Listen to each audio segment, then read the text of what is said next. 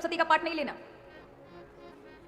अगर आप 13 अध्याय का पाठ कर पाते हैं बहुत अच्छी बात है। आरंभ में हमको कवच करना है, अर्गला करना है, कीलक करना है और ओम एम ह्रीम क्लीम चामुंडाई विक्षे ये नवाण मंत्र है, इसका 108 बार जाप करके एक माला जाप कर लेनी है। उसके उपरांत पाठ उठाना है और 1 से लेकर 13 तक का अगर आप में भगवती की प्रसन्नता चाहिए 1 से लेकर 13 तक का पाठ करें, फिर 108 नवाण मंत्र करें, हो सके तो 3 रहस्य पढ़ लें और फिर सिद्ध कुंज का स्त्रोत और पाठ की आरती उतार लें।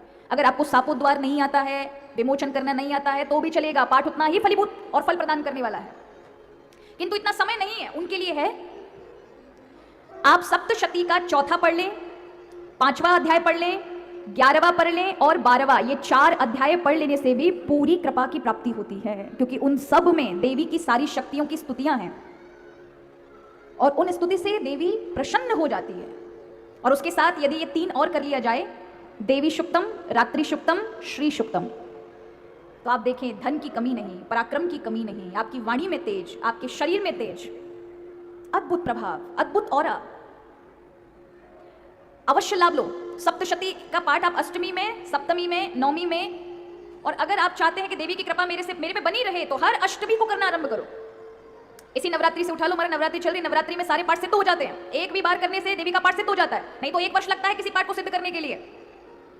किसी चीज को बहुत जब अवसर हो उस समय किया जाए तो उसका लाभ विशेष मिलता है।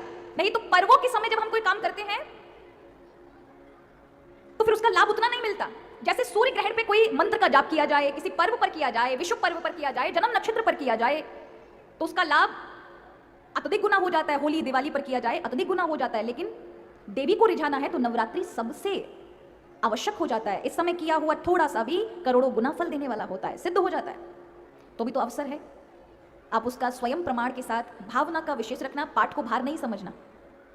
बहुत लोगों को अपना नियम पूरा करना होता है, वैसे नियम में नहीं, माँ भगवती साक्षात श्रवण कर रही है और इस भाव से करो।